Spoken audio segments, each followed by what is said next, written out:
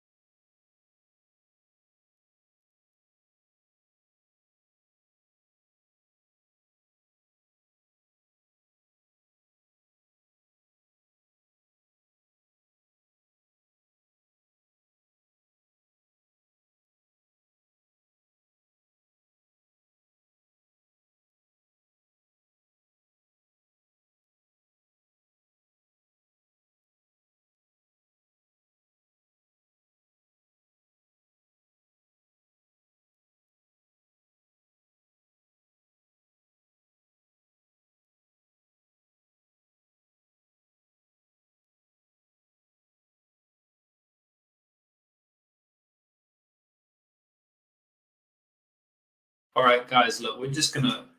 I'm sorry that the sound's probably not good quality, but this mic's obviously not working. So maybe I'll try and do it a little bit later. But for now, let me just speak properly, yeah, because it's kind of annoying. 3 minutes and nobody's heard me. So here we are. Jesus Christ. UFC 287 recap. And we will look ahead to next week's betting lines. Now, I'm not going to go exactly in depth on all the betting lines next week, but we will have a little bit of an early look. I'm not going to give you the bets I already have locked in for next week because I already have 3 bets locked in for next week. And I'm about to have 5 by tomorrow if tape goes well. Because I have a sneaky suspicion there's a few bets that I'll be adding tomorrow. But I need to confirm with Tape Study. You know my old friend Tape Study. He's usually always right. So I want to confirm with him before I lock those in. But it's looking like we're going to have 3 to 5 bets locked in for tomorrow. We've already got by tomorrow. We've already got 3 locked in. I'm not going to give those out here. I'm not going to speak about those fights because that information is privileged to my members. People will pay for my packages. So I ain't going to speak about that. But we will speak about some fights next week.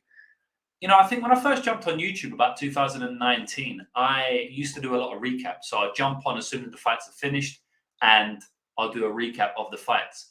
But I haven't done that in a while. Not really no specific reason. I kind of just got away from them. Started doing different types of content. But, you know, I wanted to go back to basics and just do a little throwback and recap the card just as I used to do multiple years ago. You know, I always had fun doing it.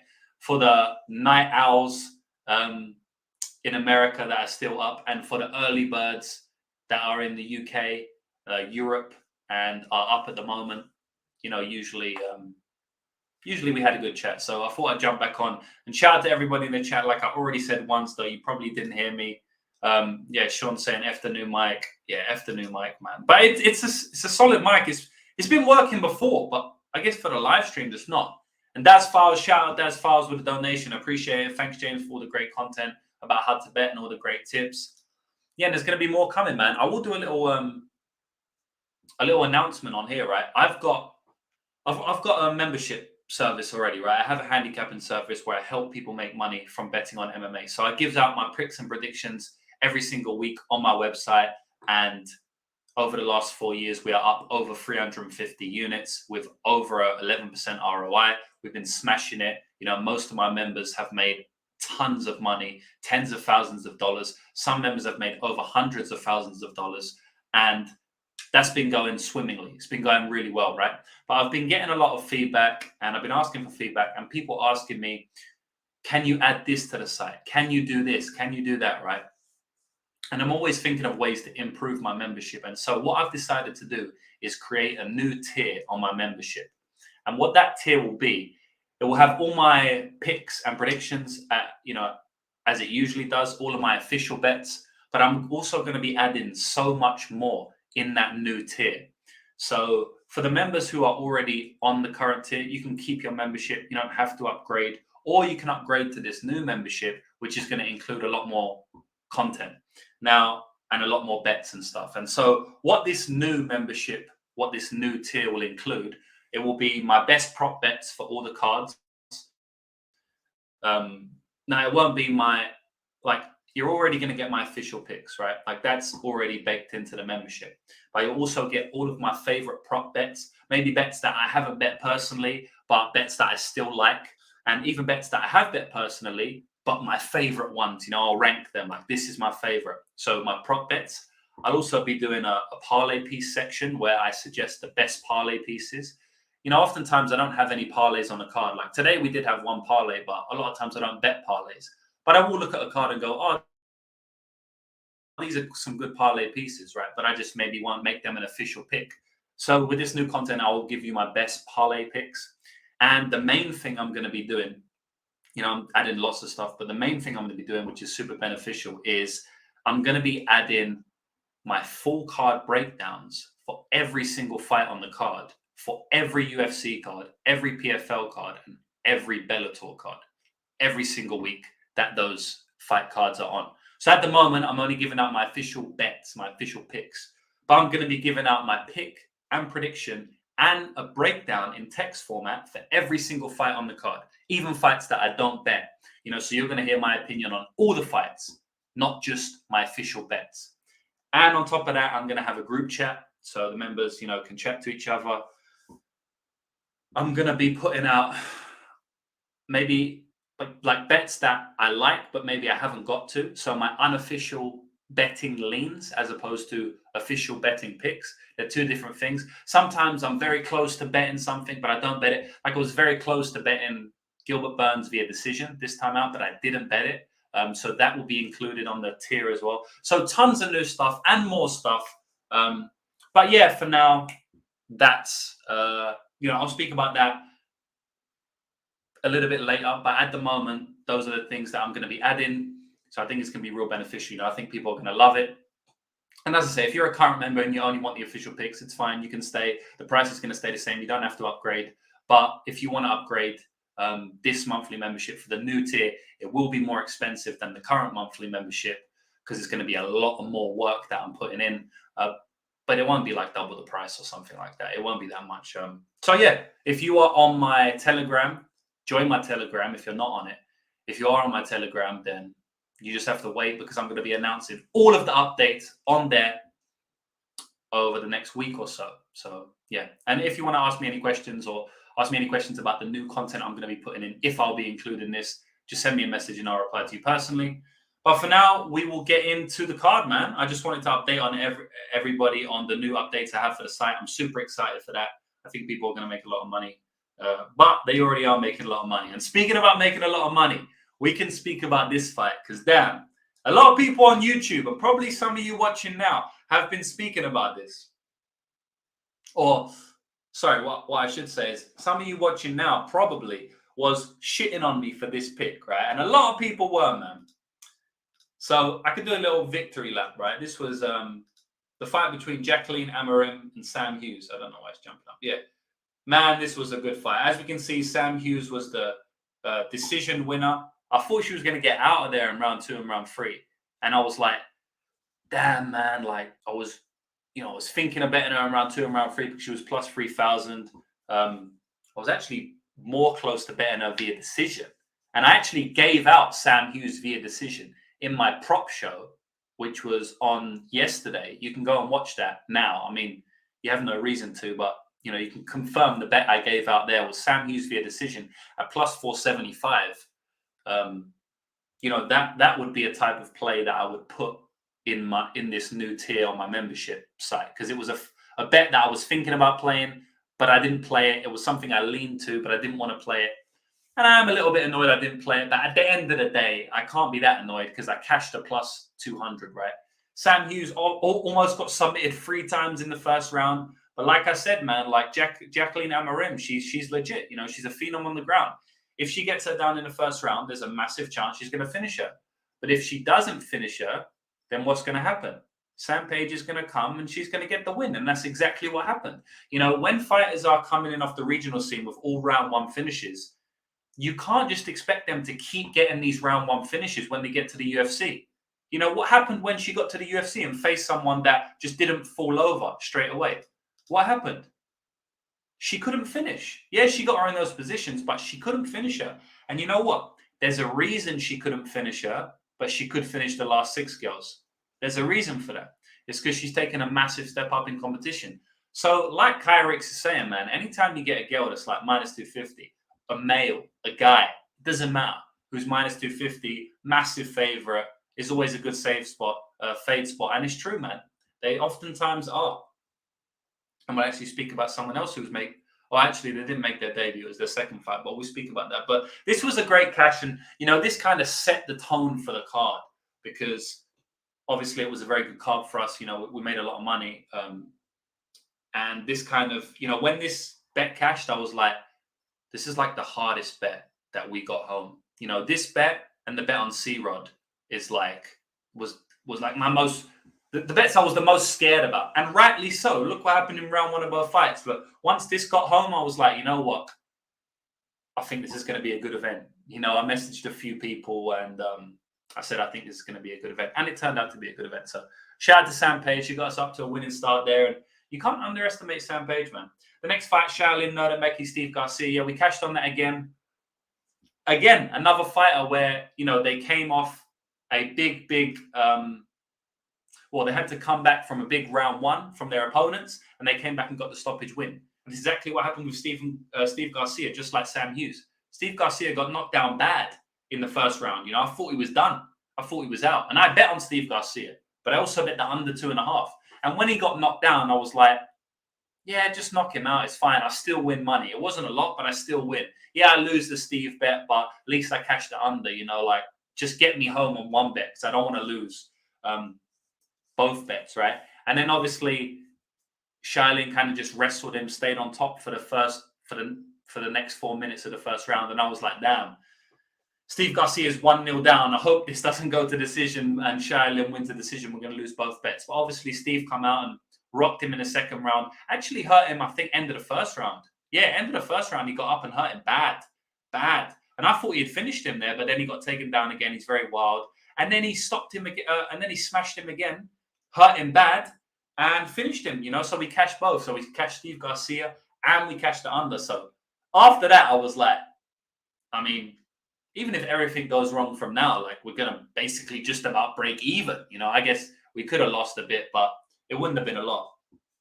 So yeah, man, Steve Garcia, another guy who was a big underdog who got beat up in round 1 and came back. But you can't look at one round and just be like, this fight is no good. Or we see this all the time in the UFC. Fighters lose round 1, but they come back, man. It's a very common theme, and that's exactly what happened in the first 2 fights.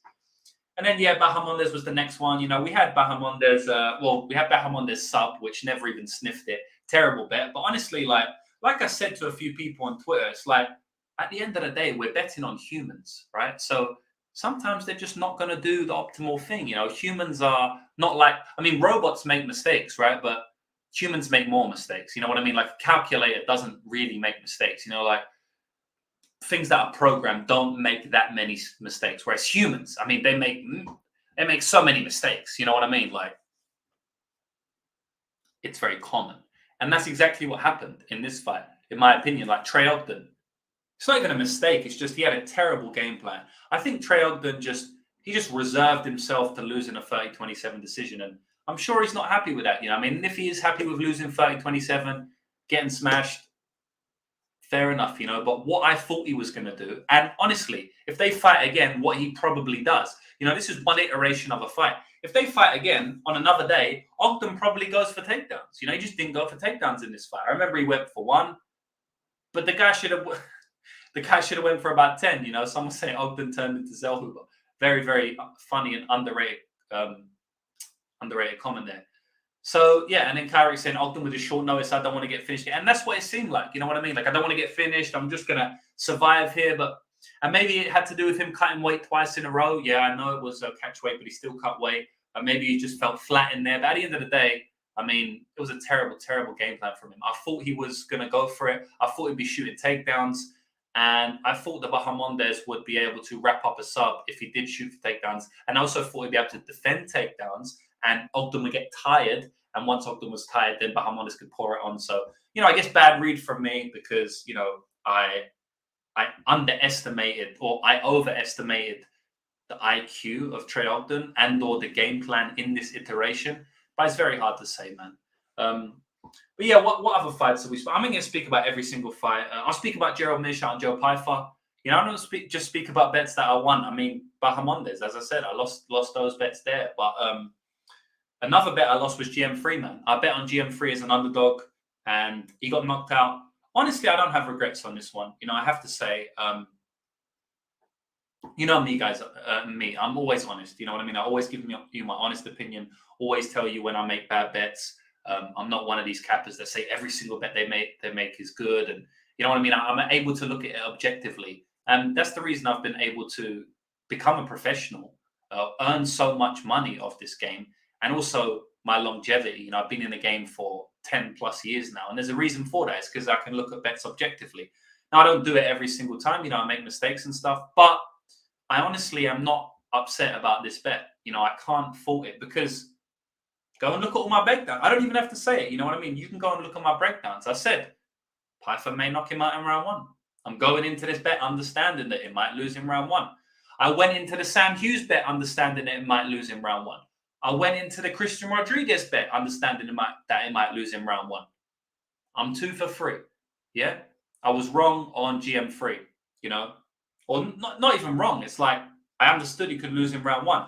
Joe Pfeiffer hits hard, man. You know, I want to be as objective as possible, but I can't even say, oh, I didn't think Joe Pfeiffer would hit that hard. Like, I know he hits hard. I just thought that if the fight got out of round 1, GM3 becomes a favorite. I still think if the fight gets out of round 1, GM3 becomes a favorite. Now, this is where I feel like I could have improved because we always want to improve in gambling, right? So there's 2 parts of improving in gambling. There's a few different parts of improving in gambling, right? But there's 2 main things you want to be doing to improve in capping fights. Maybe not necessarily gambling, but capping fights. And obviously, capping fights is a big piece of becoming a successful gambler. So the first thing you want to be doing is objectively looking at your bets, right? And the next thing you want to be doing is taking that objectively, or taking that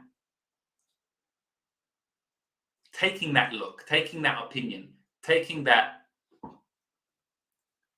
piece of information you have after objectively looking at your bets and seeing what you could have done better and how you could do better in the future. So, you know, I don't regret the bet at all on Gerald Meerschaert, but what I think I could have done is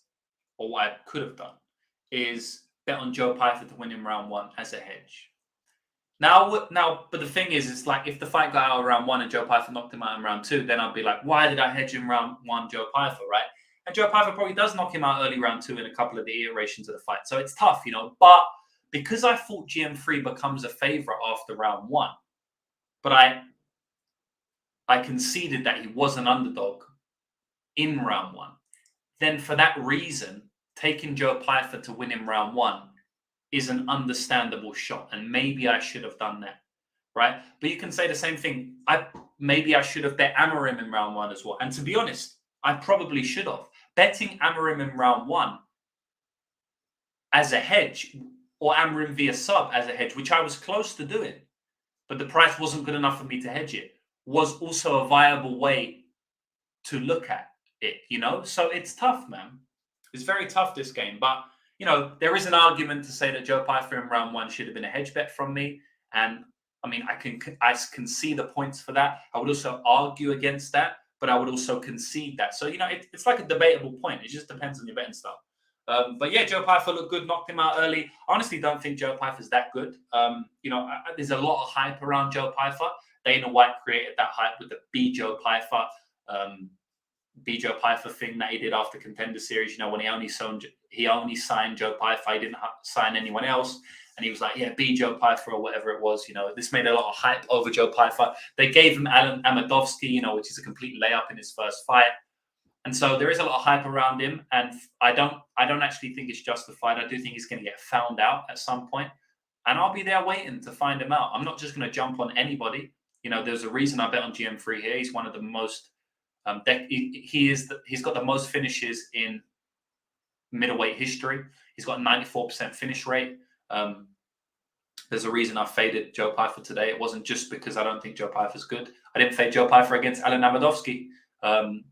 So yeah, man, I feel like there's going to be a fade spot on Joe Pfeiffer in the future.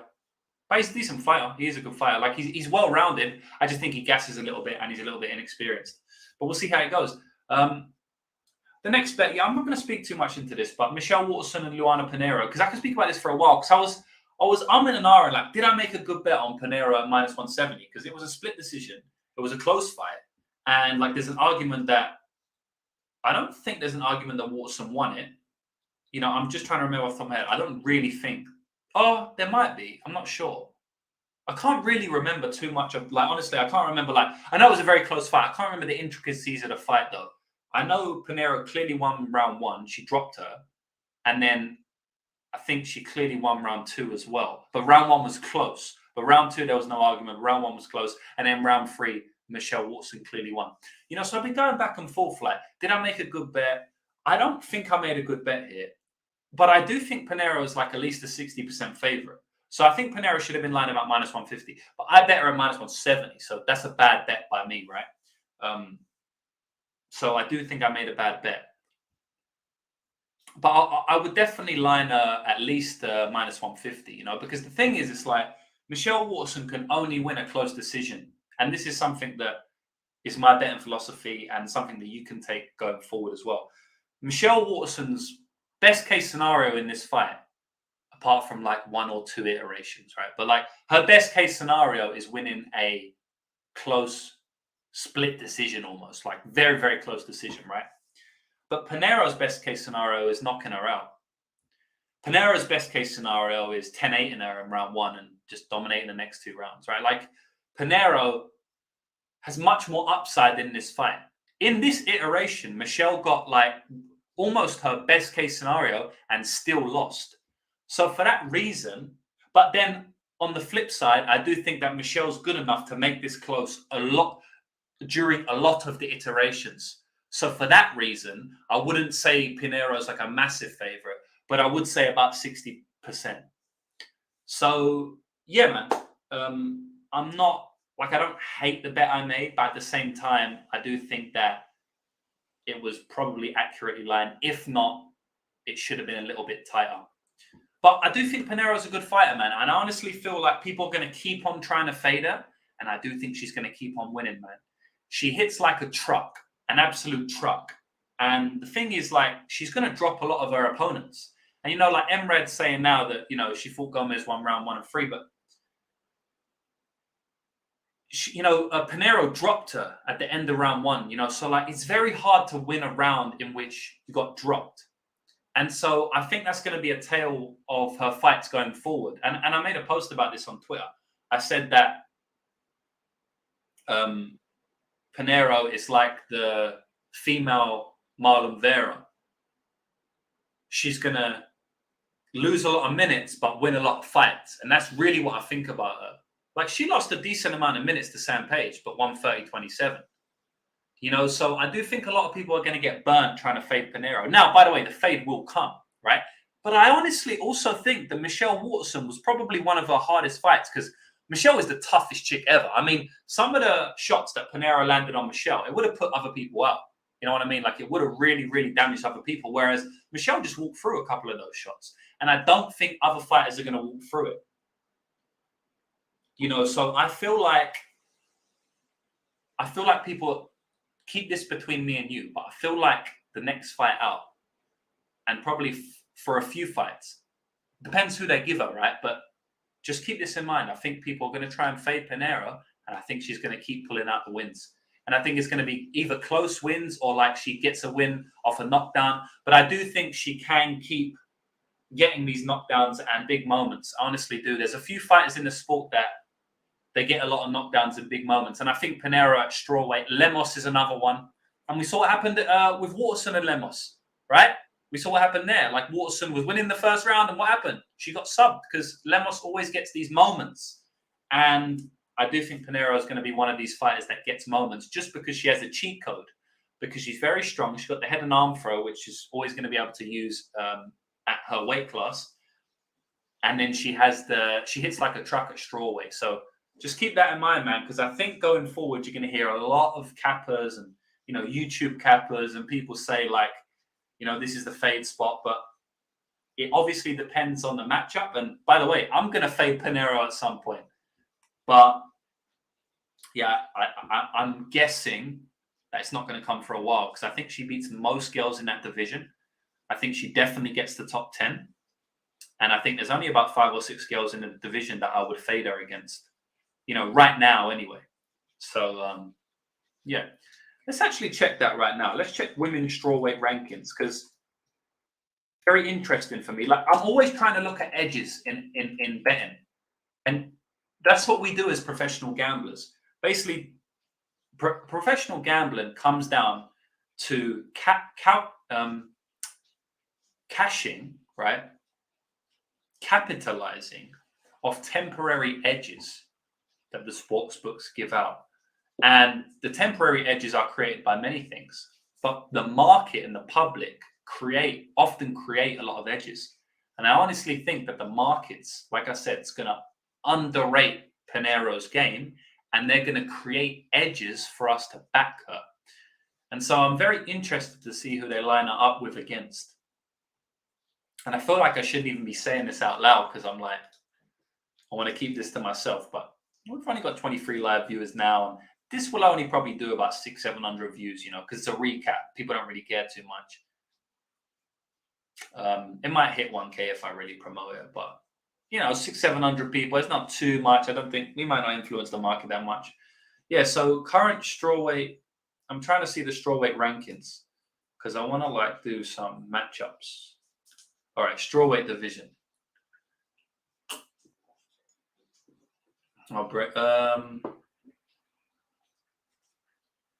Boy, someone linked me to the women's strawweight division. What's going on there? I can't get it. Women's strawweight rankings, UFC.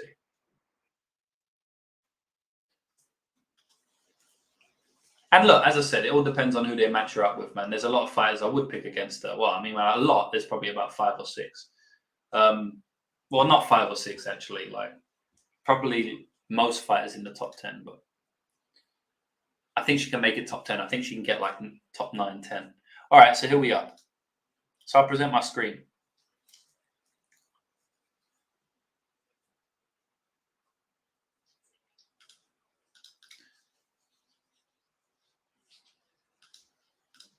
So if you can see here, right, we've got women's strawweight.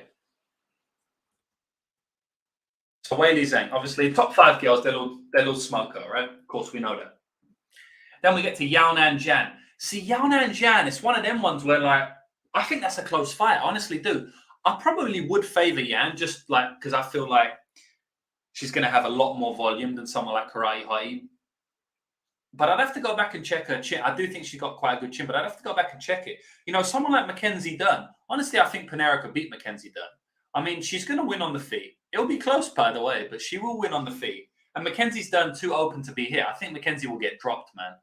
And then obviously Mackenzie can sub her, but she's got terrible grappling, terrible wrestling. I think she can beat Mackenzie Dern, like right there. And honestly, Mackenzie will be like a -200 in that spot. So especially after the split decision here. So that's already one I think she can beat. Tisha Torres, yeah, I think she'll get beat up by Tisha Torres, but I think she'll win a round. Like I think she'll drop Tisha Torres. Verna Jandiroba.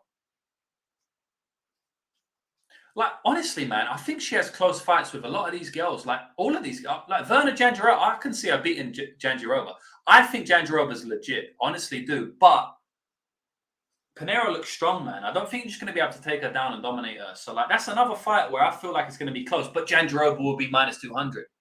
So it's like I feel like there's spots where we can cash. Amanda Ribas, I'd probably take Ribas over her. But man, actually, Ribas ain't got a chin. You might have to be on Panera knockout in that spot. Ribas ain't got a chin, man. So you see what I'm saying already. Tatiana Suarez, I ain't never going to pick against her. Angela Hill, I feel like Angela Hill would win that one. I think that's a good spot for Angela Hill. But again, I still think it's going to be close. I don't think you're just going to be blowing Panera out of the water. She hits too hard, man. She's like Amanda Lemos. She can never just completely dominate her. Yeah, Ricci. Yeah, I think she'll beat Ricci, definitely. And then, Panera's in the top 15 already. So already, that's what I'm saying. I feel like there's 3 or 4 spots in that top 10 where the girls are going to be minus 200 against her, and it's like a 50-50 fight. And sometimes I'm picking her outright. I'll pick her outright over, honestly, man, probably like over Mackenzie Dern and Ricci and Jandirova's a close fight, Dern's a funny one. Because it's like she can sub anybody and like it only takes one. So it's very tough to handicap Dern. I don't like handicapping Dern. I don't like betting on her fights. I don't like betting on these type of fights where it's like one wrong move and you're submitted. I don't like betting on those fights unless I get a big plus number, usually anyway.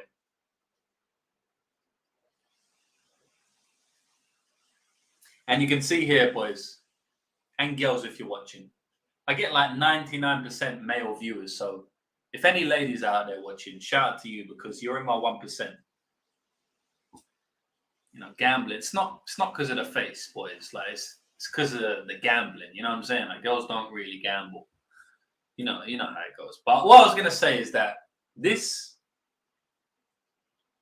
is peppermint tea right now, yeah. And that means it's getting colder in New Zealand because I'm known for the mug, and shout out to Z's MMA. Guys like AWOL these days doesn't exist, but don't exist on Twitter anymore. But this is his mug. Don't even know if he's selling them anymore, but it's like an odds mug. So it's got the favorites there. It should have the underdogs on the other side. But he does have the underdogs mug, which is quite good. But yeah, I'm known for my teas, I'm English. I like to drink the teas. I don't drink the usual English tea though. I drink the peppermint tea or the lemon or something. And everyone used to comment on that all the time because I always used to have one. Anytime I went live, I had one, but not in the summer. We've been in the summer over in the southern hemisphere for the last few months. So I haven't had one, but this has been my first tea of the year. So you're going to see a lot more teas on my live stream, boys. I love a good tea. Yeah, man. So what else we got? Chris Curtis, Kelvin Gastelum. Damn, we got to speak about this. What a fight. What a fight. I bet on Gastelum there as the underdog. Close fight. I mean, Gastelum easily won round 1. Curtis won round 3, but it was very close. One judge gave it to Gastelum. Don't agree with it. Gave it to Curtis, but it was very close. And then round 2 was like it was a very close round, but Kelvin won it because apparently never saw it. They never showed it, but apparently it was a headbutt and Curtis got dropped. Kelvin went to the back and punched him a few times, so that basically swayed him the round. But it was a very close round. Other than that, so I feel like we was on the right side having Kelvin as the underdog for sure. But I also feel like we got kind of lucky with the headbutt in round 2. But again, it's not how one fight plays out. It's like, or singular moments. It's like how the majority of the minutes played out. And I feel like Kelvin had an argument for all 3 rounds, where Curtis only had an argument for 1. Would have had an argument for 2 if he didn't get headbutted. But then we don't know what would happen if he didn't get headbutted. You can jump on it and say like, oh, he would have easily won the round if he didn't get headbutted, but he did get headbutted. So we don't know what would have happened. Kelvin won round 1 easy, so maybe he would have continued to win round 2. Maybe he wouldn't have got in a war in round 2 that potentially lost him that round if he didn't knock him down. Like he knocked him, or he thought he knocked him down. It was a headbutt. So he probably expended energy doing that. Loads of energy. Remember, he was rabbit punching him to the back. That was a lot of energy, man. And then obviously after that, he was getting in a war with him where maybe he wouldn't have done that if he didn't drop him, right? So like, be very careful saying, oh, the headbutt, he got robbed. Well, he may have just cleanly won like he did in round 1 if there was no headbutt. So you have to look at things from all angles, man. You can't just say like one little thing happened and then that affected the whole fight. You don't know how it would have happened. Because I see a lot of takes on Twitter today and people just don't understand what they're talking about. They're looking at it from the micro scale and not the macro scale. But overall, it was a great fight. Kelvin just, to me, seemed to be a level above there. Chris Curtis done amazing, though. He came back into that fight so well. And yeah, we cashed on we cashed on Kelvin as an underdog. And we cashed on Kelvin and Chris Curtis to go to decision. So I think both bets look good. There would have been I know it was a complete war, but I mean, both guys are super tough. and there would have been no knockdown without headbutt. So I kind of feel like we made 2 good bets then. And then the next bet, or the next fight, which was a bet, one of my favorite bets. My favorite bet on the card, honestly. Maybe Sam Page was, I don't know, but this was good as well. Rosas Jr. versus Christian Rodriguez. And I want to give another shout out, just like I did after the Sam Page recap. I want to give another shout out to all the motherfuckers who came on telling me I'm crazy for betting against Rosas. Rosas is the truth. He's the future. The UFC know what they're doing. I know what I'm doing. I know what I'm doing. The UFC might know what they're doing, but I also know what I'm doing. And you know what? I trust myself and I back myself more than the UFC. So yeah, the UFC put Rosas Jr. in this main card spot at 18 years old to kick off the main card. Yeah, they was building him up. Of course they was. But they put him against the wrong guy. They put him against Christian Rodriguez. And you know what? I have respect for the UFC, and I think they're very smart. And I think that they knew that they was like, you know what? We got 2 amazing prospects here. Christian Rodriguez is the truth, and Rosas is the truth. We don't know what one's better. Let them fight each other. We think it's Rosas, but we don't know. If Rodriguez wins, he takes all the hype off Rosas, and we have a new prospect. So yeah, maybe they put Rosas to win, but I think there's a reason why they chose Christian Rodriguez. I actually respect the UFC a lot. I don't think it's like, they tried to set him up with a win here. Well, like a lot of people thought. And obviously they didn't. If they were just going to set him up for a win, they'd give him a Jay Perrin or someone like that. He's in the bantamweight division, guys. It's the most stacked division in the entire weight class, of any weight class. They know a lot of people.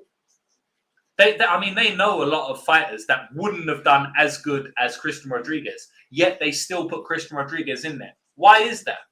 The UFC are smart, man. But like I said, I'm smarter. At least about betting anyway. At least about reading fights, man. The UFC, their job is not to read fights and pick winners. Their job is to put on the best fights possible and to create the most hype.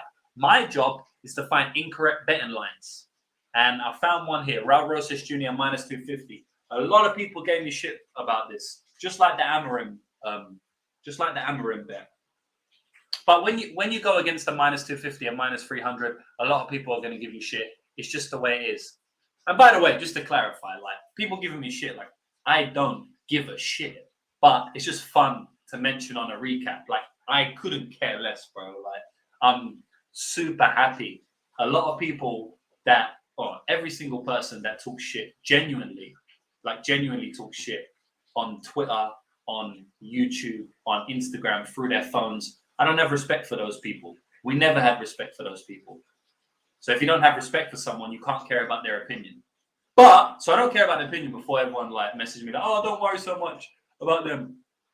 I don't give a shit, but it's fun.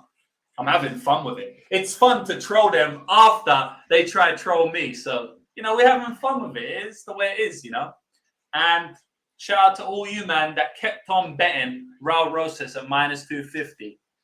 Shout out to all you lot, because you just got me a better line. I played Christian Rodriguez up to plus 225. And this is something else I'll be adding to the new membership tier on my website. I'll be adding any bets that I place pre-fight, like close to the fight. Because sometimes what will happen, right, is like, for example, I bet Rodriguez, right, I'm up plus 190. And then on the day of the fight, it's like in the morning, I woke up and I saw it was plus 225. And I was like, shit, man, I'm adding on. But it was too late to upload it to my website, put it on BetMMA.tips and send out all the messages, because BetMMA.tips doesn't allow you after a certain time and stuff. But I still wanted to put more on him because plus 225 was massive. So I was like, I'll just play it myself. But I will be adding that to this new subscription tier if I add any more bets late. And that's what I've done here. So I cashed a lot of money on Christian Rodriguez in this one, man. I don't know why he was plus 250, plus 225, sorry. Yeah, man. Rosas had a great round 1, but Christian's a dog, bro. And he didn't get submitted by JSP and he didn't get submitted by Rosas. He's 18 years old. Emrad's saying now we know what Rosas looks like on his back. And you know what? I don't know if he looked like he's terrible off his back or he just had no gas. because I'm pretty sure in round 1 he was on his back for a period, and I think he might have got up to his feet like he reversed or something. It's just he had no gas. But to your point, like obviously he's just too young, man. He ain't been through it. And sorry if you can hear that rain. Can you hear that rain? Because right now it's like a storm, bro. In Auckland, man, it's raining bad right now. Carrick saying Rosas thought he was going to do him like Hamzat did Holland. Yeah, man, he just ran straight at him. Like C-Rod ain't going to have that. I was scared in the first round. I'm not going to lie. I was like, Jesus Christ, but no. Sean saying this way, he was like, yeah, James knows better. I thought Rosas was going to kill. Man, that's it, you know, and that's the reason you pay me. And that's the reason I put in the work, not only so I can cash, but so I can help people cash. And so I'm happy with that, you know. I mean, I should know better at the end of the day. I do this for a living. You know what I mean? Like, I spend all day doing this. If I don't know better, I'm doing something wrong. So, yeah. Definitely. And you can tell I'm proud by the rant I'm going on. You know, you can tell I'm proud. A little bit of a brag. But, yeah, man, it was a great fight. More stuff, yeah. Well, I'll be adding those props soon. And Sean saying you can't hear any rain. It's so rainy, man. Like, it's so loud for me. I'm glad that you can't hear it. So, yeah, man, what else are we going to speak about? Holland, Ponzanibio. I don't want this stream to be too long. So, yeah, Holland knocked him out. Didn't throw his right hand for, like, the whole fight. I bet on it. Oh, this is brutal, boys. I bet on under 2.5 rounds in this spot. And I was so close to betting Holland inside the distance. And again, like my new membership tier, not to keep saying it, but it's the truth. I was so close to betting Holland inside the distance. And this is the type of bet I would have put up on my new membership tier. A bet, you know, my prediction was Holland KO. It happened. And this is a bet that I was leaning to, but I didn't get to. I bet the under 2.5 instead. I wanted to play it more safe. You know what's so funny about this? The irony of this. I wanted to play it safe because I was like, you know what? Holland's got a broken hand. You know, he broke his hand 4 months ago. Maybe his hand stops working here, which it did. And maybe that leads to him getting finished. You know, he can't throw, he can't block, whatever. His mind's on something else. And I also thought, well, he got knocked out last time. Ponzanibio still hits hard. You know, you never know. I'm going to play it safe. I'm going to play it safe by going under 2.5 rounds. And it ended up being Holland inside the distance. So I tried to play it safe, but it was actually ended up more dangerous because I missed out on the 2.5 minutes. You know, hindsight, I should have just played fight doesn't go to decision, but it's more juiced, man. And I just didn't really want to pay the extra juice. But I'm going to think about playing fight doesn't go to decisions a little bit more because I feel like it's... I need to do the calculations because I know it hurts. It hurts the heart. It hurts the soul when you miss a bet like this. Boys, we missed on 44 seconds. It's a 6-unit swing. It's a 8-unit win for us today. It would have been a 15-unit win, right? Because I think it was like 8.4 units or something, and it was like a 6-point-something unit swing. I know it feels bad, and I know it hurts to lose a bet by 44 seconds, but you are paying extra juice every single time you play the fight goes to decision, right? A fight doesn't go to decision other than under 2.5. So I'm not sure what's better. Because, yeah, we lost this time and we would have won if we played the fight doesn't go to decision. But overall, we're winning more money when we cash under 2.5 because we're paying less juice. And over the long term, even when we lose, we're paying less juice. So we probably put less money on it. So, you know, it does work out in the long term. But I don't know. You know, I don't know if it offsets the time where we lose by the last 2.5 minutes like we did in this fight. You know, I need to calculate and do the maths. I hope you're with me there. But yeah, man, Holland plays with his food, like he said there. Yeah, good fight. Super saying, how much extra would this membership tier be? I haven't decided yet. I need to think of exactly how much extra work it's going to be because it's going to be a lot because I'm going to do full card breakdowns. So like a breakdown, you know, a short paragraph, 2-paragraph of text of how I think the fight's going to go, what fight bets I like, what I line the fight, how much percentage I think a guy has to win, and all the other stuff I mentioned initially. So it's like, it's going to be a lot more work. So I'm going to have to decide. But like I said, it's not going to be crazy. It's not going to be like double the price of the membership. It won't be that much.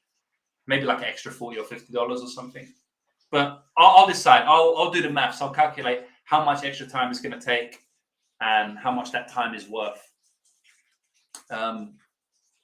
Yeah, so the next fight is Rob Font, Adrian Yanez. I hold my hands up here. Honestly, probably I would say maybe one of the worst.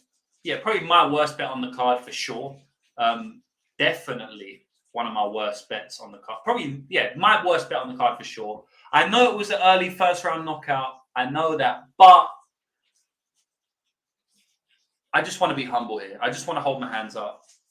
Yeah, maybe the fight would have went another way. A few people messaged me oh, don't worry, man. They got into a swinging contest and Adrian Yanez just got caught. But look, I played juice on Adrian Yanez. He got knocked out.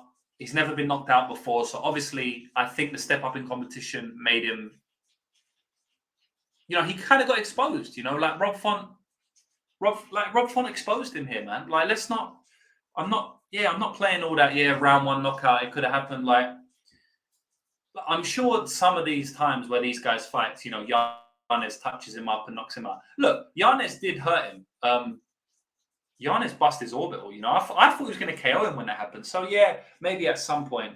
But at the end of the day, man, Rob Font is a level above, and we saw that here. This is levels. So shout out to everybody on Rob Font. Really, really good bet. And I went against all of my. I said this on all the podcasts. You can go back and watch it. I just really thought Adrian Yanez was going to catch him, but I went against all my typical, style of betting, like how I bet Sam Hughes over Amarim. There's a reason I do that, I'm not like Nostradamus. It's because I fade these guys making their debuts, round one guys, the Yanez, Rob Font, all my rules, I kind of went against it. I always favor the guy with more volume, the guy taking a big step up in competition. I fade them. There's many rules I had that told me to bet on Rob Font, but I kind of just, because you have to be adaptable in betting as well, right? You don't always stick to the rules. Sometimes you're you know what? I know this thing. I can see something here. But I was wrong. I thought I could see that he's going to slip and rip, but he didn't, Rob Font took his shots and knocked him out. So shout out to Rob Font. Sam, you're saying, what benefit do you think the benefit is for the new team? So what benefit does the new team? So I've already said at the start of this video, so go back and watch because I'm not going to bore everyone repeating all the benefits. Join my Telegram group if you haven't. If you haven't, you can go to, if you want my Telegram group, you can go to Twitter and it's the third post down or something like that. I posted my Telegram link. So just go to the Telegram group and I will post in there over the next few days, everything on the new tier. But the benefits are going to be huge because I'm going to be putting loads of stuff in there. But I've already said it. Watch the first 10 minutes of this video after my mic started working for your answer. James, do you do under 2.5s in parlays or pay the extra juice for that? No. So if I like the under 2.5, I would have just bet the under 2.5. And when you talk about parlays, if you're talking about juice parlays and Lambo parlays and stuff like that, I do play them from time to time. I like the same game parlays a little bit more because I can kind of just hone in on one fight. But I do play the fun parlays just for fun as well. And man, I'm gonna put that on a new tier as well. Maybe a 5 or 6 or 7 leg parlay where it's 1 million to 1 or something, and we put $10 on to win 50,000. I know a lot of people like those as well, and they can be fun and they can be good for the mental side of gambling as long as you're only putting a small amount of money on them. So I'm going to add that to the new tier as well. So yeah, there's a lot of stuff adding. But to answer your question, I probably would have just put the under 2.5. I don't know. Maybe I would have done 5 doesn't go. This should. I don't have a specific rule. Just wondering if you're ever considering KO prop or Izzy money line. So not money line, but definitely KO. So I bet the under 4.5 rounds anyway. And oftentimes I don't like to overexpose myself, especially when I have to pay juice, right? So if I've already bet the under 4.5, I don't then want to bet a money line. Let's say I bet Izzy money line and under 4.5, right? That Alex Pereira won a decision. Then I lose both bets, right? So oftentimes I don't like to overexpose unless I have a really, really good read on a fight. Or in the Garcia fight, I was getting plus money on one bet. So I bet Garcia money line at plus 150. I actually got plus 170, but whatever. I tracked plus 150. But then I also played the under 2.5 at minus money. So what that meant is that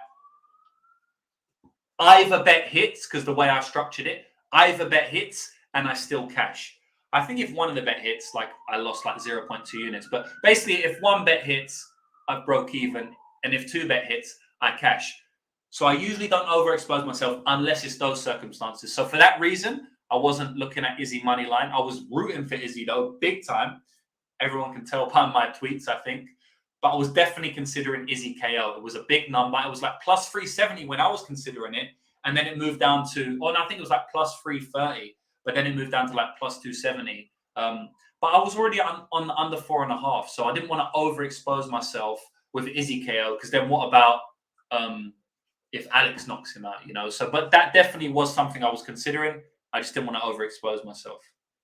And again, this will probably be what this would have been a bet that I would be putting on the new tier. Jack Slack made a point of Font grabbing the collar tie instead of just boxing.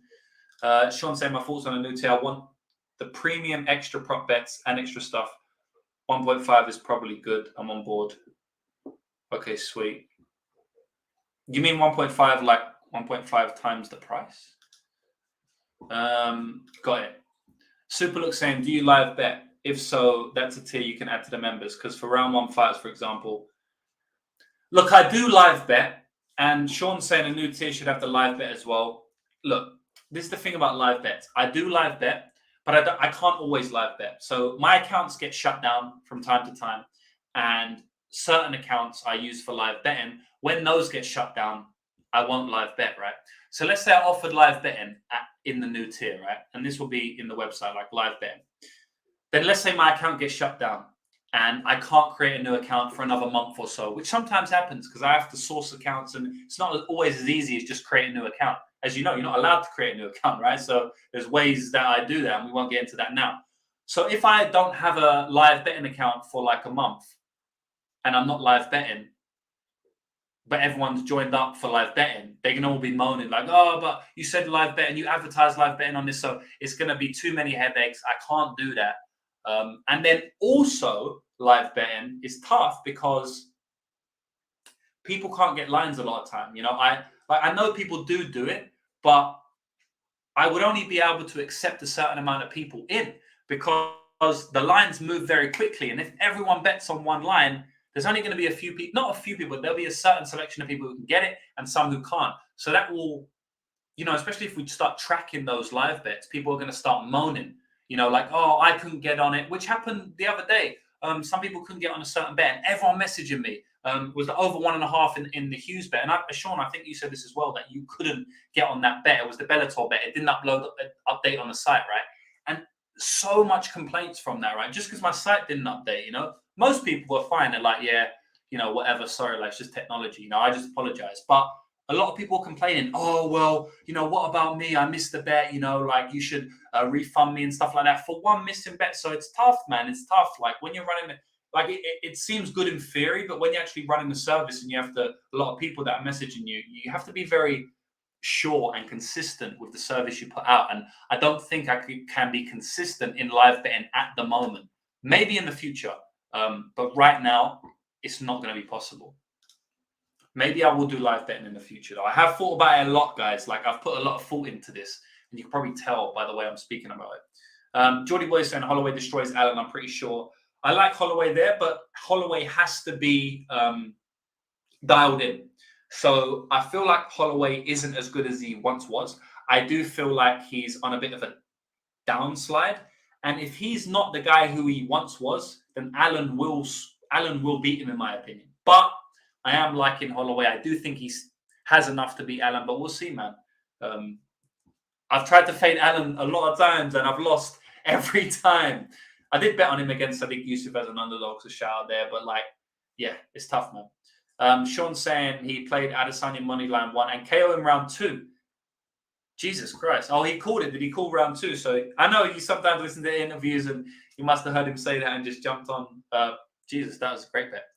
Sam saying live betting is super difficult to add to the website since private. Exactly. Yeah. I mean, it can be done. People do it. But like I said, there's other things about it as well. Sean's saying that's where Discord comes in. Just say if I'm live betting, stay on Discord and I'll share. Yeah. Like I said, maybe. I think Allen takes Holloway, saying his striking is very good and Holloway is on the decline. 3 losses to Alex is pretty. Yeah, I agree. Yeah, we'll see. I agree and still respect Holloway with his chin to be in the fight the whole way? Yeah. Like, even if he loses, 1 or 2 rounds, which I expect him to lose round 1, like, I'm pretty confident Allen's going to win round 1. And when you're pretty confident someone's going to win round 1, you don't really want to back them. But obviously, in a 5-round fight, it's different. So, yeah, what else we got to talk about? Gilbert Burns, Masvidal. I always end up going way longer than I think, man. Anyway, man, I love this stuff. I love chatting. I love chatting with you, and it's fine. But I thought this stream was going to be like 40 minutes, 30 minutes. Anyway, yeah, Gilbert Burns, yeah, cleanly won against Masvidal. It was kind of sad because I feel like Masvidal at one point would have beat him. Let me just write this down to remember this. Just going to write that I'm going to add these parlays to the tier that we spoke about earlier. Otherwise, I'll forget. Yeah, I'll add like my fun parlays, parlays that I do just for fun, small amount of money. I actually have a whole betting account dedicated to small bets and fun bets, or a whole bankroll, I should say. It's a little bit separate. And sometimes I cash on those, man. Sometimes I cash like 6-7 leg parlays. It's quite fun. So I will add that to the tier as well. Now that I've written it down. But yeah, like what I was saying was Masvidal, I feel like at one point in time would have beat him. Would have beat Gilbert Burns. But at this stage in his career, he's just weathered. I mean, you saw in the 3rd round, he was getting rocked by Gilbert all over the place. I thought Gilbert was going to knock him out on the feet. I honestly thought he was going to knock him out in round 3. He ended up going to decision. And this is another one was kind of annoying. Man, I feel like my read on this was perfect. Like, Gilbert Burns via decision. I was close to betting this. So close. But then I was like, you know what? I feel like he could knock him out. Like, I honestly didn't even think he would sub him. Like, everyone was saying, if Gilbert's going to finish as a sub. And I was like, you guys are crazy. If Gilbert finishes, it's going to be a knockout. Masvidal has elite sub defense. Elite. Damian Maia had his back for 20 minutes, 10 minutes. He couldn't sub him. He's been to the ground with some high-level grapplers. And I remember when he dominated Anthony Pettis in the, the flow grappling, submission grappling thing. But just in general, Masvidal was a very, very good defensive grappler specifically. I didn't think Gilbert would sub him at all, to be honest. But I thought Gilbert might knock him out. That's why I didn't bet the decision. And I feel like I was right on both. I feel like I was completely right on every read I had on this fight. And I still didn't make no money. Sometimes, early in the game especially, I would get pissed off when I had a perfect read on a fight but didn't cash. But nowadays, it's like, I understand that it's a long game. And there was a reason I stayed off this bet. And honestly, Burns via knockout almost came to fruition in round 3. And I do think, seeing Masvidal get rocked like that, I do think there is multiple iterations of this fight where Gilbert Burns knocks out Masvidal. And for that reason, I can't hate on myself passing on the Gilbert decision. But it's crazy because so close to playing Gilbert decision, but I didn't because I thought Gilbert could KO him. Almost KO'd him. So close. So I was very close to playing Gilbert decision. He won by decision. The reason I didn't play Gilbert decision is because I thought he might actually KO Masvidal. He almost KO'd him. And I didn't play Gilbert sub on purpose. Like, I was never going to play that because I really didn't think Gilbert would sub him. And Gilbert never looked like even close to subbing him. So, like, my reads were so good and I still didn't cash. It's just part of the game. Is what it is. On to the next. It would have hurt a bit more if we lost tonight, but because we won, I'm like, yeah, it's a bit more chilled out. It's a bit easier on the mental, which is a big part of the game. So yeah, man. Gilbert Burns, easy win for him. And then the main event. Man. Isis saying Narco Cup has a live Twitter space where they snipe live odds. Yes, man. Shout out to my man Narco. I'm in that space a lot. Sometimes I just like to watch the fights on my own and focus, so I don't jump in it, but I do actually jump in the space a lot. Shout out to Narco. The guys are good over there. I always have time for Narco Cop and the rest of them. Kyrick saying Masvidal's still a tough son of a bitch. Sean is saying Masvidal looks so washed. He was getting rocked and sticking his tongue out. Yeah, I know. It was bad. It was bad to see. And damn, I didn't even speak about it. Masvidal retiring. Shout out to Masvidal, legend. Everyone, like, I put Masvidal as a legend, and then you had loads of people commenting like, he's an idiot, he's a clown. I mean, Jesus Christ, man. Like the biggest losers in the world would call George Masvidal an idiot, a cornball, a loser. Like, George Masvidal, like multi-millionaire, one of the, I say best fighters, but like one of the best fighters of his generation, like fought everybody, 50 fights, super successful. And some random dude on Twitter is calling him out. It's just hilarious, man. You have to laugh, man. That's why I don't have any respect for anybody talk shit for a phone, because that's the type of people they are. They talk shit to Masvidal and call him a loser and stuff. Like, Jesus Christ. Yeah, okay, you might not agree with some of his stuff outside the octagon, but I mean, what has he really done? I mean, apparently, like, he beat up Colby outside, or he punched him once or twice. I haven't seen any like videos of that. Maybe they just had a fair one-on-one fight. So what? Colby said some stuff about his family. If you say stuff about people's family, something might happen in the street. It is what it is, man. Like, Jesus Christ. If you say something about someone's family, something might happen. Like, yeah, okay, I'm not saying he should have done it or not, like, but even if you disagree with what he did, coming at him on Twitter, it's just ridiculous. Masvidal's a G. Shout out to Masvidal. One of the most successful fighters in terms of outreach. One of the most successful fighters in UFC history. One of the richest fighters in UFC history. One of the guys who's been paid the most by the UFC. He's probably in top 10 out in payments of all time. I know he got a lot of money like after the Ben Askren KO, you know, for the title fights, and I think for the who was after the Askren, like Nate Diaz. I know he got a lot of money for it. He got a lot of money, right? Come from backyard boxing as well. You know, you have to respect him. And not only that, he's like, his outreach is massive. Like, he's actually a crossover star. There's not many crossover stars in the UFC. I'd say Conor McGregor, John Jones, Ronda Rousey, George Masvidal, and then you've got people like teetering there, like Ngannou, Adesanya, like people like that who their name is known, but they're not super crossover. And then obviously Conor's in a tier of his own. Then Ronda's in a tier of his own. Then you have like John Jones, Brock Lesnar, like them lot. And then there's another tier down on this Masvidal. And then there's another tier down. It's like Adesanya and Ngannou, like that. And so, I mean, he's like top 6, 7 fighters, most well known in the entire world. So shout out to him for doing that. And especially because he's been in the game for so long. I respect veterans, people that have been in the game for so long. And then they finally break through. And that's what Masvidal done here. So shout out to him, retired today. Yeah, Jay's saying he literally had a movie career. Street fighter to title contender. That's mad. That's mad. He was a street fighter.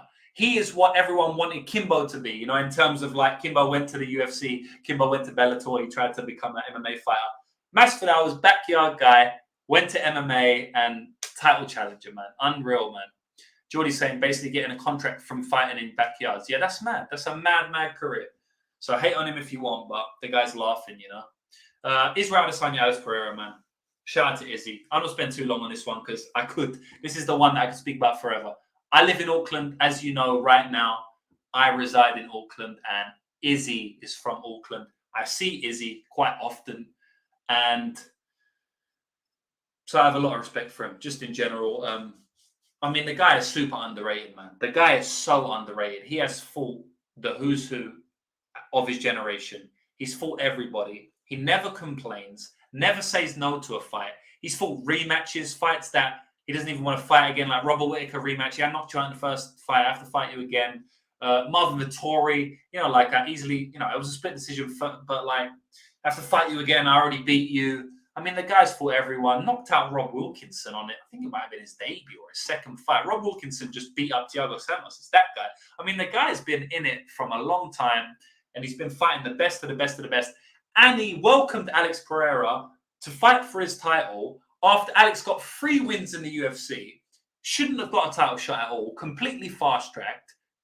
Really bad look for the UFC in terms of, like, if you want to just go straight up and say who deserves the title. Terrible. And what happened? Izzy still accepted the fight, got knocked out, and came back 5 months later and knocked the dude out. The guy who he was 0-3 against over 2 sports. Man, shout out to Israel Adesanya, man. Absolute king of the game. He said that he doesn't want to have an immediate rematch. I'm kind of upset at that. Like, I did want to see an immediate rematch, but I'm not going to question Izzy. It kind of seemed like it's like, well, I don't want to fight that guy again because it's such a risky fight. You know, it did seem like that when he was talking about it because you know, it's 1-1. They should have a trilogy. That's a normal thing, right? And if you want to go talk about ego-wise, like it's 1-3 at the end of the day. Like I would have thought he would want to fight him again, but whatever, he doesn't. So yeah, I'm not going to question Izzy's heart or anything like that because, as I told you, fights everyone, never complains, absolute legend. Shout out to Izzy, man. I ain't got nothing more to say. Sam saying, what do you think was happening during the title fight? Izzy looked great and I had him inside the distance, but I couldn't tell if he was struggling to find an opening or trying to set a trap for those 2 rounds. Really interesting fight to rewatch. Honestly, I'll have another look at it soon. So Izzy won round 1 on all 3 judges' scorecards. Yeah, I think he was finding it hard to find an opening, but it doesn't mean he can't win the fight without finding like a clear opening. You know, the opening that he was struggling to find was the headshot, right? He couldn't really land on Pereira's face. I noticed that. I don't think either fighter landed one punch to the head in round 1. Lots of body punches, lots of body kicks, and tons of leg kicks, but no one landed a punch to each other's face. You know, like they're so good at maintaining range, and they're so tall. They don't really have a reach advantage. They couldn't really get in range of either one another. And then obviously in round 2, I felt like Izzy was getting hurt. I felt like his legs were hurt. And Alex was pouring it on. And I thought, damn, Alex might knock him out again. He covered up. And Izzy's an amazing technical striker, man. You can't just unload on him against the fence when he's not completely washed like he was in the 5th round of the first fight. You can't just unload on him like that and expect not to get hit. He doesn't spray and hope. He aims and fire, like he said before. And that's what he did, man. Covered up. You know, he was like that, but he was looking. He was like, where's my man? He looked over the guard, bomb, night. Good night, Irene. KO. Cash us our under 4.5 rounds. Cash Izzy money line for the guys who bet him.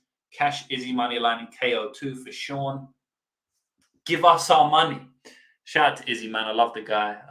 I do really want to see a 3rd fight, but he's just like Sean, man. There should be an Izzy Pereira rematch, but he don't want it. No one question it. Just like me. Pereira's saying, but he's saying Pereira probably moves up. Weight cut is brutal.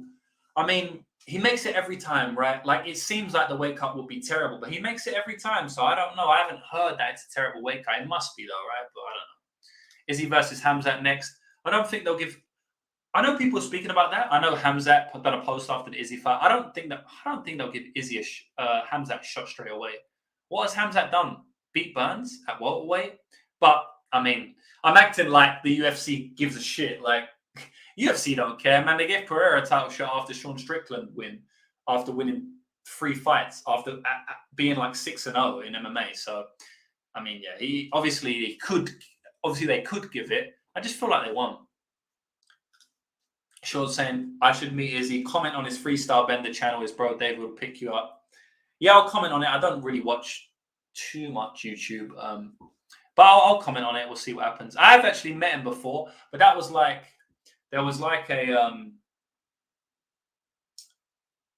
a pop-up event where they were selling like gloves, MMA gloves, boxing gloves, t-shirts, training gear. And there was Izzy there with Kattar front. This was like 3-4 years ago. And there was a few fighters there who were kind of like promoting it as well. So I went there, said what's up to Izzy. I bought some training gear and stuff like that.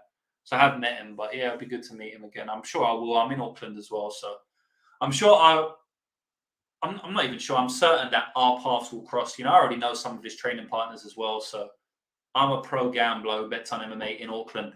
He's the best MMA fighter in Auckland. It's only a matter of time before our paths cross.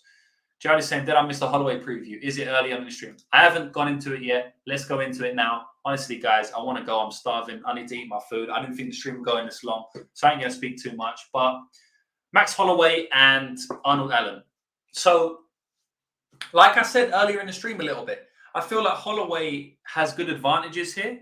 But the thing about that is he's only going to use those advantages or be able to use them if he is all there mentally and also if he isn't on that big of a decline.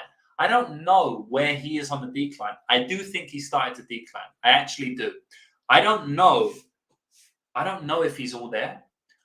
Maybe. And if he is, then in my opinion, he should win. But Yeah, we'll see, man. Like, it's a good fight. Really good fight. Arnold Allen's a great fighter. I think he's definitely gonna win round one, but I don't know. What else we got? Ian Cutelaba versus Tanabosa. Man, that's a weird fight, you know.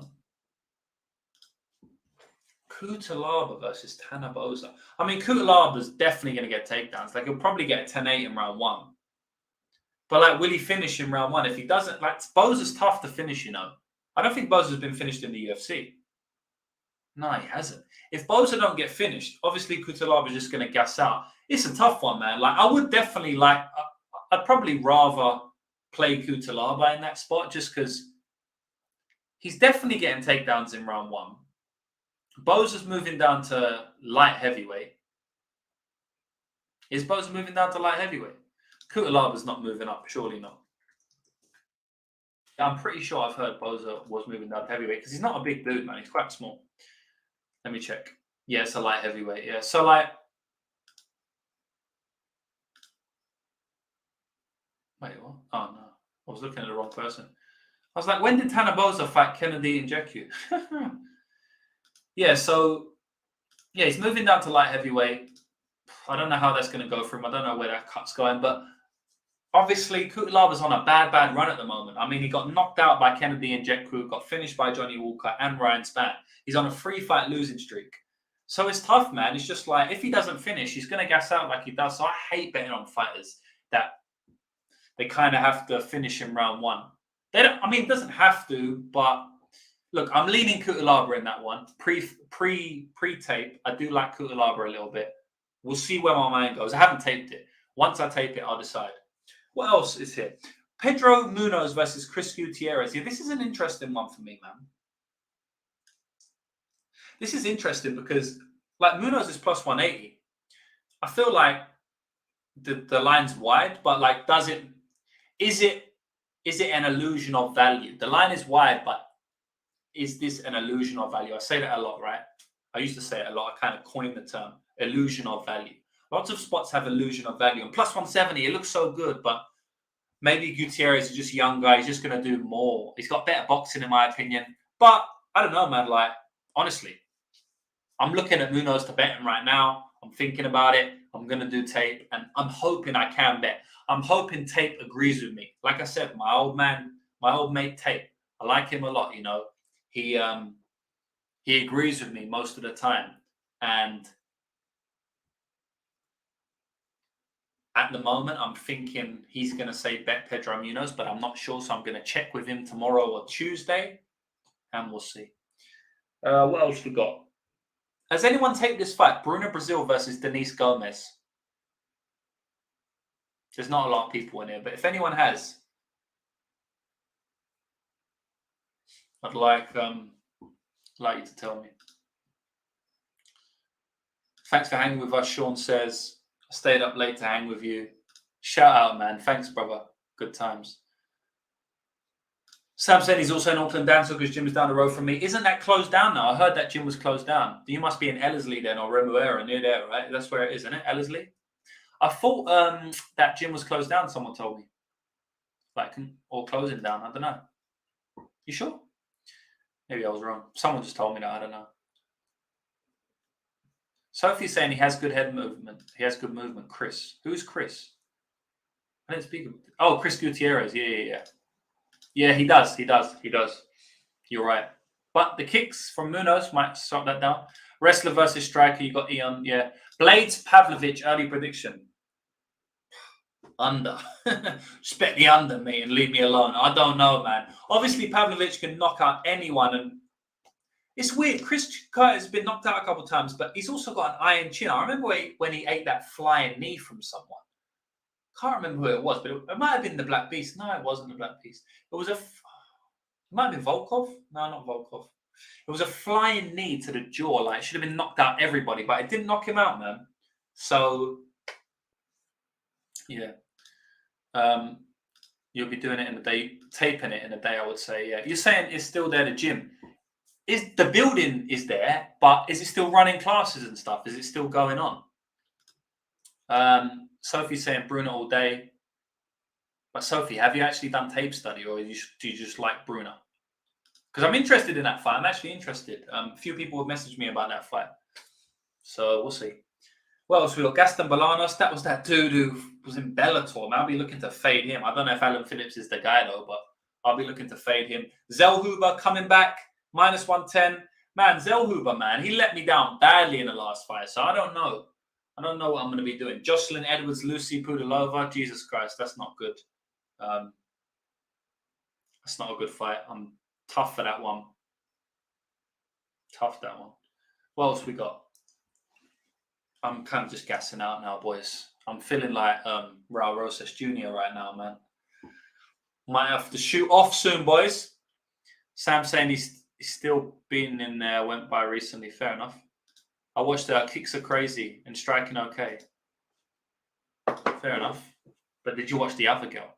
Bruna Brazil. That ain't the girl who we just faded recently with Jasmine Jasudavicius, is it? I think it was. Might have been. No, it's not. Is Denise Gomes the girl? No. Oh, Gomes, the girl who was fought Loma Lookbunmi. Yeah, she ain't bad, this girl, you know. Oh, yeah, I remember this chick, Bruna Brazil. She head kick on the Contender Series, yeah. Yeah, well, I'll see what tape tells me. Don't know anything about that fight right now. What else we got going? Sam saying, really curious as to how Pavlovich deals with wrestling. I have to watch some of his past fights and see if I can find anything. Pav as a dog seems kind of nice, though. It's knockout or bust, though, isn't it? So, like, I would just play knockout. Like, he ain't going to decision him. I thought Rafa Garcia was on this card. He is on this card. Yeah, big price, -250. Yeah, I know you're saying opening line on Rafa. Yeah, Rafa was -130. Bet Gillian Robertson at +135. Looks like the line has moved. Yeah, it has moved, man. That's tough. You know, everyone's been trying to fade my girl, Piera Rodriguez. I've just been cashing on her. This might be the spot. I don't really know. I will say that she's going to lose on the feet. Like, Julia, I think Piera Rodriguez is going to win on the feet. I think Piera can get takedowns. But Julian can take her down. And if she does, she is so lethal on the ground. And Piera ain't got great takedown defense. But honestly, I'm kind of leaning Piera in that one, you know. But +135 is not bad. But I do think Piera might be able to get it done again in like another close decision. I just don't really see Robertson subbing her. Like, she can do it. I don't know, man. Like, I'll have to go back and watch tape. I feel like Piera's good enough to not get subbed. But we'll see. William Gomez dog play. Is Gomez even on this card? I remember seeing him before, but I can't see him now. Gomez ain't on this card though, isn't it? Francis Marshall. Francis Marshall, a good fighter though. No, Gomez not on this card. That's a decent card though, the next one. Montel Jackson, Rani Yaya. Montel Jackson -600 like he always is. Why don't they step Montel Jackson up? They have a few times and he got beat. Any other lines anyway? Ricky Simone and Song Yadong. That's a good fight. Jesus Christ. -110 apiece. Yeah, makes sense. Might have to lay it on Ricky Day though, you know.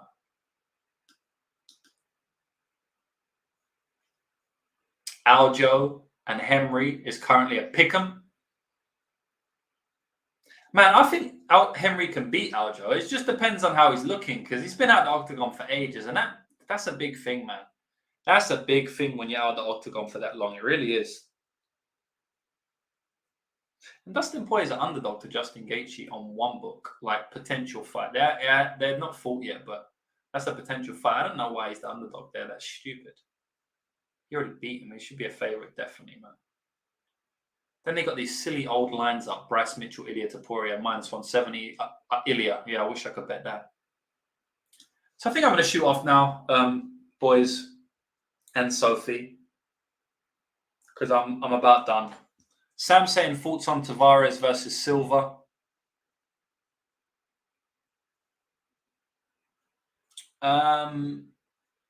What Silva is he fighting?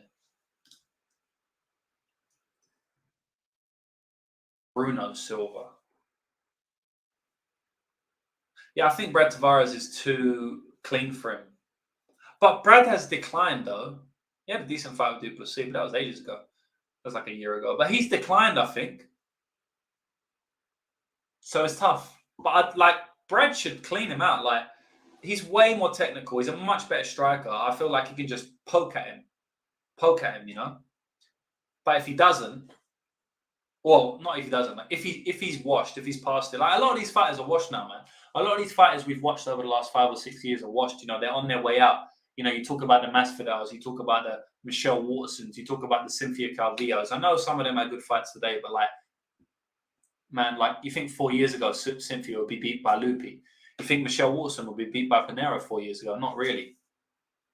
Masvidal would beat Gilbert a few years ago, I think. So, you know, I do feel like a lot of these fighters that we watched over the last 6 years, they're kind of like going downhill now, and it's very tough. But Bruno Silva's nothing special, man. So, yeah. But he hits hard. Thanks for the stream, mate. Insightful stuff. You're welcome, brother. Appreciate the insight. Sarukian versus Moicano. Yes, I mean Sarukian. I'm not really going to bet against Sarukian until we fight someone like... I mean, I bet against him with Ismagulov, but it was only a very small play I had a big play on the goes to decision, and I just poked Ismagulov decision, I think. A massive number, you know. But Ismagulov's like top 5 fighters in that division. He's retired now. I think he came back. But anyway, guys, I'm done now. Thanks everybody for watching. Hopefully the stream was helpful for you. Like I said, if you haven't signed up for my service yet, you're missing out big time. We win a lot of money.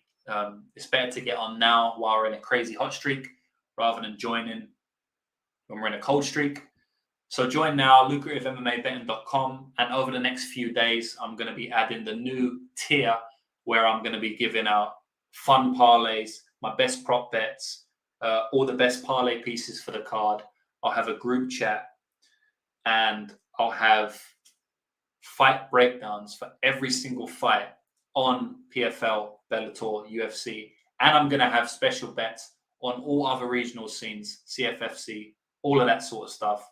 So, I mean, the new tier is going to be chock full of massive amounts of bets, more bets, content, money-making strategies with the parlays and the props and stuff. So, yeah. Watch out for that. Join my Telegram because I'm going to post a free bet in my Telegram for next week. Free bet in my Telegram next week. Free bet in my Telegram next week. That's in a few days. So join my Telegram right now. I post free bets and tidbits in there all the time. If you haven't joined my Telegram, you're missing out. You can go to like the Telegram link, t.me or something /lucrative MMA betting. Or you can just go to my Twitter and you will see it on there. I think it's the post that I did like 3 or 4 posts ago. But the link is, I'll post the link in the comments right now if you want to join my Telegram. So you just do t.me /lucrative MMA betting. And that's the link for the Telegram to where I'm going to be posting my free tip and loads more free tips in the future. Thank you, everybody, for coming along. I appreciate everybody. Geordie Boy, Daz Files, Samuel, Kyrix, Ice Viking. Shout out to everyone. I'll be back next week with more content as always. Good luck on all your bets. Let's cash these tickets.